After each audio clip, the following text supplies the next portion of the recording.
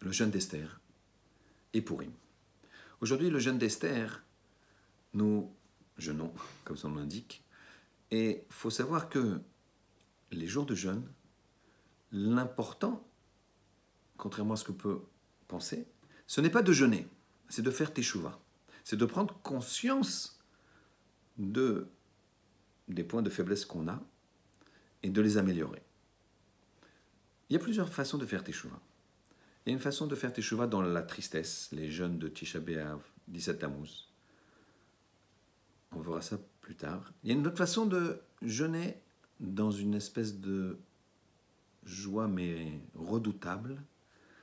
Joie quand même, mais redoutable dans le sens où on a quand même peur, puisque tous les livres des morts et des vivants sont ouverts. On parle de Kippour. Et il y a une façon de revenir à Hachem Betchouva, Bessimcha Gdola. Et aujourd'hui, bien qu'il faut faire une introspection, on l'a fait dans la joie complète. Et l'introspection se fait surtout au niveau de la Torah, puisqu'il n'y a pas de Simcha sans Torah. Et nous allons voir tout de suite ça en parlant maintenant des mitzvot de Purim. La vraie Simcha donc, c'est la Torah. À Purim, nous avons plusieurs mitzvot. Ce soir, nous allons lire la Megillah à la nuit. Et ça fait partie d'une des premières mitzvahs. Puis avant ça, on aura l'habitude de donner Mahatzit HaShekel à la choule. La choule le donnera à des pauvres. Mahatzit HaShekel, il faut voir ses différentes opinions. L'opinion courante, c'est la moitié de l'unité d'argent du pays, c'est-à-dire ici un demi-euro, 50 cents. Donc donner 3 Mahatzit HaShekel, donc Mahatzit HaShekel, donc 3 pièces, puisqu'il y a marqué 3 fois Trouma dans la Torah par rapport au prélèvement. Très bien. Demain matin, nous avons encore le devoir d'écouter la Megillah et de faire Mishloach Manot et Matanot Laevionim, c'est-à-dire un don comestible à un ami au moins, et des dons d'argent ou autres à au moins 2 pauvres. Alors, le Mishloach Manot, lui, il doit comporter 2 éléments de nourriture ou de boisson qui sont de bracha différentes, comme par exemple une bouteille de vin avec un gâteau. Ces aliments-là doivent être consommables immédiatement, donc les choses qui sont crues, bien que certaines choses crues sont consommables immédiatement, maintenant les gens y mangent le poisson cru, voire la viande hachée, crue, etc. Donc ça, c'est chacun selon ses coutumes, et chacun selon les coutumes de la personne qui va recevoir ce Mishloach Manot. Il faut que ce Mishloach Manot, au moins un seul, si on en fait plusieurs, soit suffisamment honorable pour se poser sur la table du michté, du banquet de Purim. On va expliquer ça. Pour les pauvres, donc il faut donner de l'argent suffisamment pour le michté, et évidemment si on peut donner plus, c'est mieux. Et nos maîtres disent précisément dans l'halakha que plutôt que multiplier les mishloach manot, si on a un budget limité bien sûr, donc plutôt que limiter les dons qu'on va faire à nos amis en termes de nourriture et de boissons, donc si c'est limité, si on a un budget limité, pardon, on le limitera justement, les mishloach manot, pour donner plus aux pauvres et à différents pauvres. C'est très important à Purim de donner à quiconque, et c'est une halakha, tend la main. Et là on ne regarde pas le type de pauvre qu'on a en face de nous.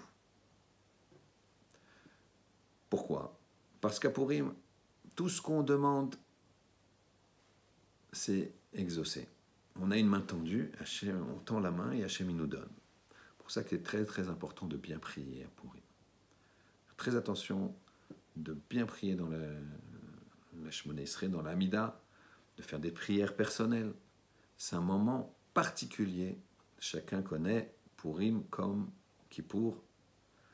Ici, il faut, à Purim, se comporter avec une conscience qu'on est dans un niveau de Kedusha, de sainteté, comme le jour de Kippour.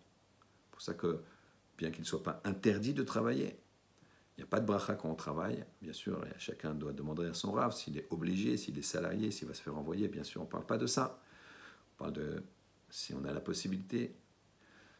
Et donc ce jour-là est propice à la tfila pour prier, pour se rapprocher d'Hachem dans la joie. Le mishté, chacun doit manger, boire. Alors attention, on a dit au début qu'il n'y a pas de simcha sans Torah. Très très important d'étudier la Torah à Purim. Et très très important de garder l'esprit clair. Bien sûr, vous allez me dire, mais non, il faut confondre Baruch, Mordechai, Arour, Haman. Alors là, il faut faire très très attention. Et tous les maîtres de l'halakha sont formels. On peut boire, il faut boire, mais attention, il faut se connaître. Si on a l'alcool, certains ont l'alcool mauvais. Certains ont un alcool qui font que une boisson qui fait que quand ils boivent, ils ne se maîtrisent plus vraiment. Il peut y avoir des propos vulgaires, des attitudes vulgaires, des attitudes qui ne sont pas adéquates, des gens qui peuvent rendre leur repas. C'est absolument pas ça que nous demandent nos sages.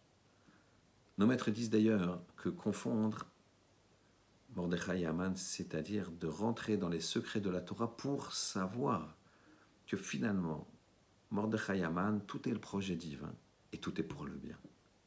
Ça, c'est un point extraordinaire. C'est ça confondre Mordechai et Haman. Alors, faire attention. Purim, c'est un moment extraordinaire, de joie intense, d'amour intense, avec nos amis Mishloach Manot. Avec les pauvres, on n'exclut personne. Au contraire, on rapproche tout le monde par la Ahava.